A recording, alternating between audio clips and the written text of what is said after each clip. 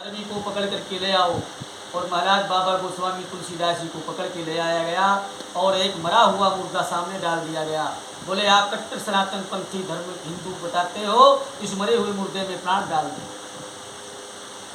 बाबा तुलसी ने कहा क्या मूर्खता की बात करते हो, मूर्खता की बात मत करो हम जैसे संतों के पास। राम में वो सामर्थ्य है, राम के मंत्र में वो सामर्थ्य है कि मरा हुआ मुर्दा भी जीवित हो जाता है। और वास्तव में बाबा ने उस मुर्दे में प्राण डाल दिया। ऐसा करने पर उस अकबर को गुस्सा आ गया और उसने क्या किया, सैनिकों को आदेश दिया, बोले इसको जेल में डाल दो। तो महाराज जगह बताते हैं फतेहपुर सीकरी जेल है जहाँ पर बाबा गोस्वामी तुलसीदास जी को जेल में डाल दिया। और जेल में जब डाल दिया तो 40 दिन तक अनुष्ठान किया बाबा तुलसीदास जी ने और 40 दिन तक हनुमान चालीसा पढ़ी। और हनुमान चालीसा पढ़ करके जैसे ही 40 दिन पूरे हुए महाराज उस नगरी को, अकबर की नगरी को लाखों की संख्या में बंदरों ने घेरा डाल दिया और संपूर्ण अकबर की नगरी को उजाड़ दिया। वो हनुमान जी थे साक्षात। उसी समय से मुगलों ने सलाह के लिए नगरी को छोड़ दिया है, चले गए हैं यहाँ से। और गोस्वामी जी कुछ दिन रह करके पुनः फिर से वाराणसी नगरी चले गए और गंगा जी के किनारे तुलसी घाट है वहाँ रहने लगे और रामायण लिख रहे।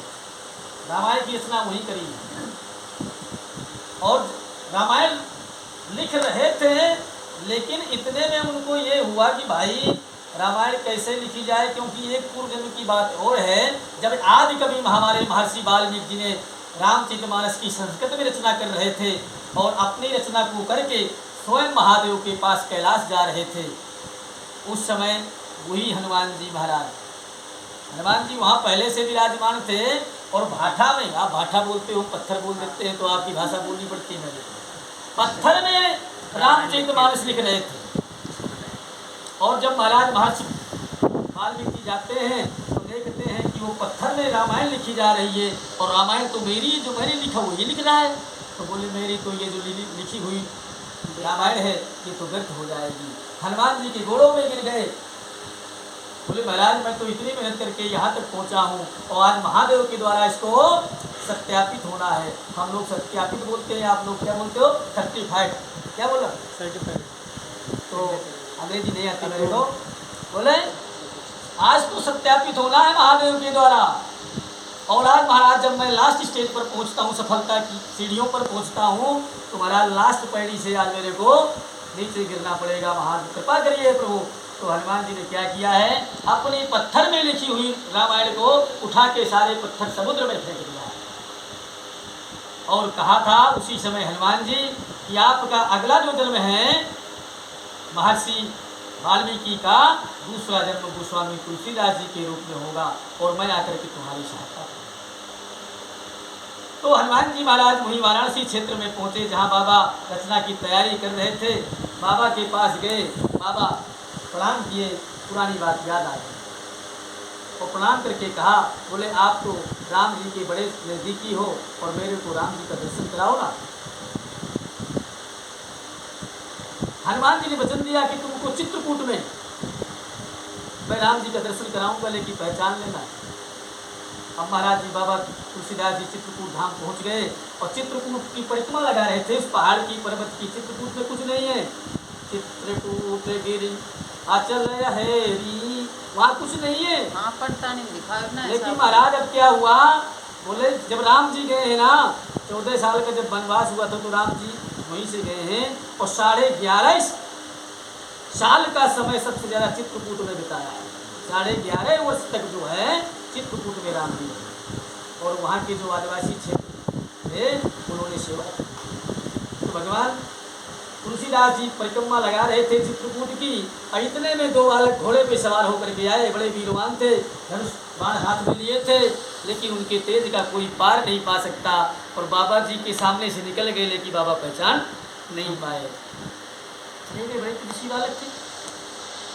बाबा ने कहा दर्शन नहीं हुआ। हनुमान जी फिर से आए, बोले महाराज जी दर्शन कर लिया। बोले महाराज तुम्हें तो पहचान नहीं पाया। बड़े होनहार बालक थे, नीले घोड़े पर सवार थे, लेकिन वो तो भाज के निकल गए, मैं तो पहचान नहीं पाया। बोले एक मौका और आपको दिया जाएगा। दर्शन होंगे। अगले दिन प्रातः काल बाबा तुलसीदास जी चित्रकूट में मंदाकिनी गंगा बह रही है। मंदाकिनी गंगा वहाँ निर्मल सलिल जल वहाँ बह रहा है। ये माता अनसुईया की देन है। माता अनसुईया के जो पति हैं अत्रि महाराज, वो प्रतिदिन चित्रकूट धाम से प्रयागराज जाते थे स्नान करने के लिए। और चित्रकूट से प्रयागराज इलाहाबाद की दूरी 75 किलोमीटर, 75 से 80 किलोमीटर है चित्रकूट से प्रयागराज। त्रिवेणी संगम में स्नान करते थे और प्रतिदिन लौट करके आते थे। हमें असमंजस हो गया, लेकिन ऐसा नहीं, सोचना नहीं चाहिए। एक दिन माता अनसुईया ने कहा कि मेरे पति धीरे धीरे वृद्धावस्था की ओर भी जा रहे हैं और इनको गंगा जल के बिना इनको मतलब आनंद नहीं आता, इनको तृप्ति नहीं होती। तो एक दिन तपस्या में बैठ गई और बोले यदि मैं असली सतीत्व मेरे अंदर है तो माँ गंगा को यहीं आना पड़ेगा, माँ गंगा को यहीं आना पड़ेगा। महाराज माँ गंगा की कृपा हुई और कृपा ऐसी हुई कि वहीं से पहाड़ों से माँ गंगा का उद्गम हो गया, माँ गंगा का प्रादुर्भाव हो गया। और जब उधर से अत्रि महाराज आए तो माता जी ने कहा कि आज के बाद आपको गंगा नहाने के लिए प्रयागराज नहीं जाना। बोले क्यों? बोले माता गंगा यहाँ आ गई, आपके घर ही आ गई। लेकिन फिर भी उनको भरोसा नहीं हुआ। बोले फिर वो माता गंगा आई है तो मेरे को दिखाओ। माता अनसुईया जी ने उनको दिखाया। बोले नहीं, मैं इस जल का पान करूँगा, पहले मैं इसका परीक्षण करूँगा, वैज्ञानिक संशोधन करूँगा। महाराज जैसे ही गंगा जल का पान करते हैं तो उस त्रिवेणी संगम के जल में और मंदाकिनी गंगा के जल में कोई अंतर नहीं था। तो राम घाट में सुरसरी गंगा मंदाकिनी बह रही है और राम घाट में ही बाबा बैठे थे ध्यान लगा करके। इतने में ही दो बालक आए, बड़े दिव्यधारी तेजधारी बालक आए और बाबा फिर भी, लेकिन इतने में वो बालक बोल पड़े, उनसे रहा नहीं गया। बोले बाबा चंदन घिस रहे थे तुलसीदास जी, चंदन घिस रहे थे भगवान को लगाने के लिए, इष्ट देव को लगाने के लिए। इतने में बालक कहते हैं बोले बाबा हमको चंदन लगा दो। लेकिन बाबा को चंदन लगाने के पहले वो स्वयं चंदन को ले लिया और अपने मस्तक पे लगाया और बाबा के भी मस्तक में लगा दिया। इसी को कहते हैं, दोहा लिखा गया है वहाँ पे। बोले चित्रकूट के घाट में भई संतन की भीड़, तुलसीदास चंदन घिसे तिलक देत रघुवीर। तो बाबा को तुलसीदास जी को वहाँ पे दर्शन हुए राम जी हनुमान जी के माध्यम से। इधर जब रामचरितमानस की रचना कर दिए, हनुमान जी स्वयं राम जी मिल गए तो रचना तो पूरी होनी ही थी और रचना को पूरी कर दिया। लेकिन विद्वान विद्वान की कभी सराहना नहीं करता। इस कथा को आप YouTube के माध्यम से बाहर भेजोगे, बहुत लोग इसको देखेंगे, लेकिन जो विद्वान होंगे उसमें इसमें कमियां निकालेंगे, क्योंकि उनका काम है कमियां निकालना। इसके जो गुण है इसमें गुण नहीं निकाल पाएंगे, लेकिन कमियों को ज़्यादा निकालने की कोशिश करते हैं। इधर बाबा तुलसीदास जी रामचरितमानस की रचना संपूर्ण कर देते हैं और जब मौका आया कि नहीं इसको सत्यापित किया जाए, ये विश्व का सबसे श्रेष्ठ ग्रंथ माना जाएगा, तो जो काशी के विद्वान थे ब्राह्मण बोले ये कहाँ का आ गया ज्ञानी, हमारे इतने वेद, बोले ऋग्वेद यजुर्वेद सामवेद अथर्ववेद, बोले इतने वेदों से बड़ा थोड़ी ग्रंथ हो सकता है। महाराज विरोध करने लगे। बोले पहले वेदों की उत्पत्ति हुई है, जब वेद पहले आए तो वेद ही श्रेष्ठ माने जाएंगे, लेकिन नहीं, ये तो अवधी भाषा में लिखी गई थी, ये तो अवधी भाषा में लिखा गया था, इसलिए बड़ी सरल भाषा में लिखा गया था, इसलिए इसको श्रेष्ठ होना चाहिए। लेकिन जब इतना झटका लगा बाबा को तो बाबा ने सोचा नहीं और उनको दुख भी देने लगे। बोले बताओ इसको, जैसे हम मंदिर में बैठते हैं बहुत लोग कहते हैं और बताओ इसको।